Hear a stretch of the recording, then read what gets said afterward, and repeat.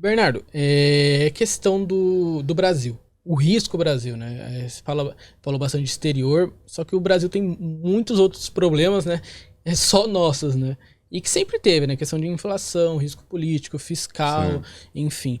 Como você vê o Brasil aí para os próximos meses aí, para esse ano de 2023, a economia do Brasil? É, estamos vindo ali capengando, digamos assim, né? Mas aos pouquinhos melhorando, né? E como você vê o Brasil aí pros próximos meses aí? Vai ser o fim do mundo, como boa parte aí, metade do Brasil tá falando, ou realmente ele vai voltar a andar como a outra parte tá falando? Eu acho que nenhum dos dois, né? O Brasil é sempre aquele país que todo mundo acha que vai quebrar e nunca quebra. E quando acha que vai crescer, também não cresce. Esse é o Brasil. Então o Brasil não vira Venezuela, nunca vai virar, na minha opinião. A despeito do que muitos falam aí de forma sensacionalista. Mas também não vai virar uma Suíça, não vai virar os Estados Unidos. Porque a nossa história, problema pra caramba, corrupção pra caramba. Então acho que a gente é sempre essa ameba que vai de um lado, vai pro outro, vai balançando pra um lado, mas não cai pra nenhum dos lados, sabe? E acho que esse é o Brasil. Claro, a gente tem momentos piores, momentos melhores, mas é uma situação muito, muito complicada sempre.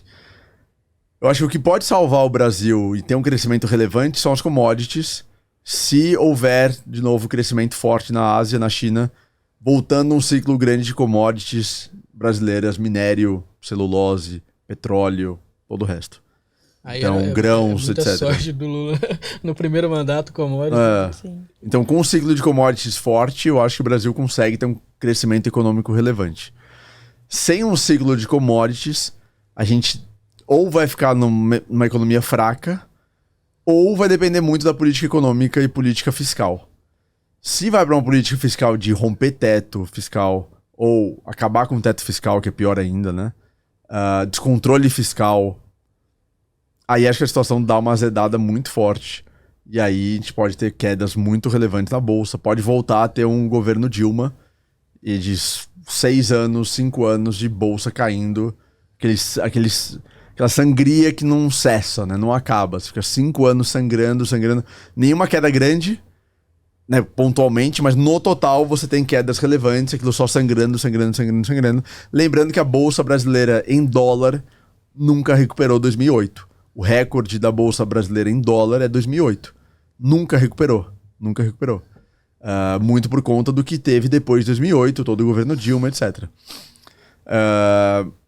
Eu acredito, até pelo histórico do Lula, que o Lula não vai ser responsável e abrir mão do fiscal como muitos acreditam.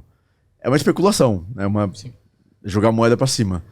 Mas não acho que o Haddad também, com os planos futuros que o Haddad tem de se candidatar a presidente novamente, que eu acho que ele não tem capital político pra isso, mas eu não acho que ele iria tão contra fundamentos econômicos, tão contra o mercado a esse ponto. Pelo contrário, o que a gente tá vendo hoje, na minha opinião, a gente tá gravando aqui no começo de janeiro, né? Pós as invasões aí ao Congresso, ao STF, etc. Que na minha visão, tudo isso enfraqueceu muito o Bolsonaro. E a direita também. E a direita como um todo. E fortaleceu o Lula, fortaleceu o STF ainda mais. Então, na minha visão, o que o mercado está lendo é a polarização talvez tenda a cair, tenda a se acalmar. Porque o STF se fortalece ainda mais, o Lula se fortaleceu com tudo isso, e o Bolsonaro se enfraqueceu, e a direita se enfraqueceu. E eu sempre falo isso, o mercado ele não tá nem aí pra direita, pra esquerda, o mercado está preocupado em economia que cresce, faz com que empresas vendam mais, as ações valorizam e o mercado ganha dinheiro. É isso que o mercado quer. O mercado quer crescimento econômico e previsibilidade econômica. O mercado não tá nem aí para um candidato ou outro. Claro, o mercado tem preferências e predileções de candidatos, porque esse ou outro candidato poderá trazer um crescimento econômico maior. Mas o crescimento econômico ele é fundamental. O mercado não ganha dinheiro sem crescimento econômico. As empresas minguando, o mercado não ganha dinheiro. As pessoas acham que o mercado quer desigualdade social.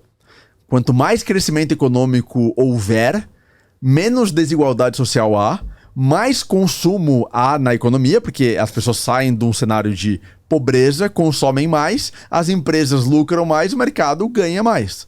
As pessoas não entendem isso. Aquela história, né, do capitalismo, né? Quanto mais pessoas ganhando dinheiro, mais elas vão consumir. Exatamente. Mais vai fazer a roda girar, né? Exato.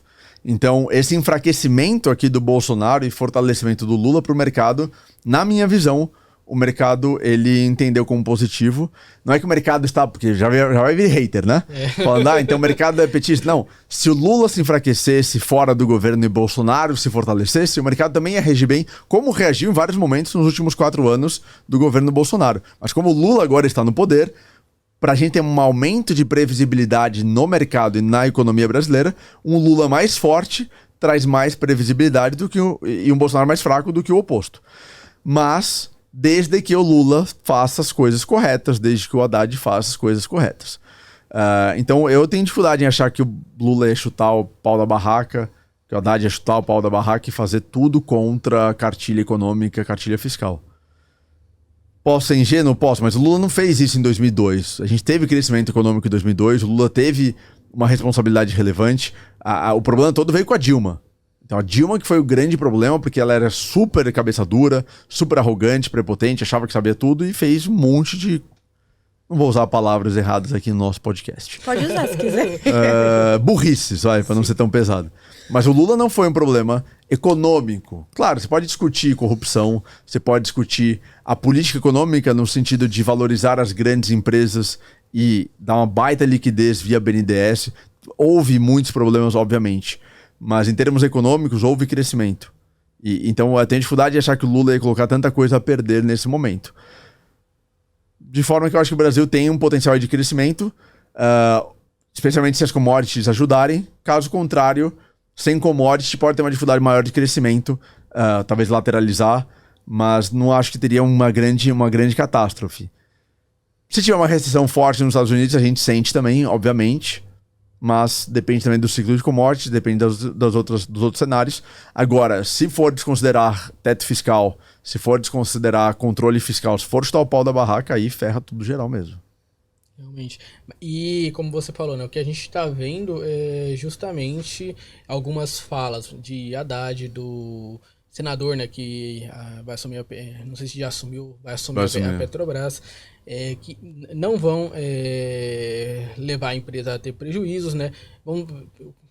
Resumindo, né, o que ele falou, vai fazer o justo ali, né? Vai lucrar, a empresa vai ter lucro ali, mas também não vai seguir a risco o PPI como era no ano passado, né? O Haddad também falou que não vai abrir mão do fiscal, né, que está sentando com a equipe, estudando, para ter ali formas de arrecadar mais e reduzir aquele rombo lá de quase 200 bilhões. Então, realmente, eu também não acredito que isso vai acontecer, né? Que foi? Preciso ir no toalete. Oxe, é que tá no finalzinho. Pode ir.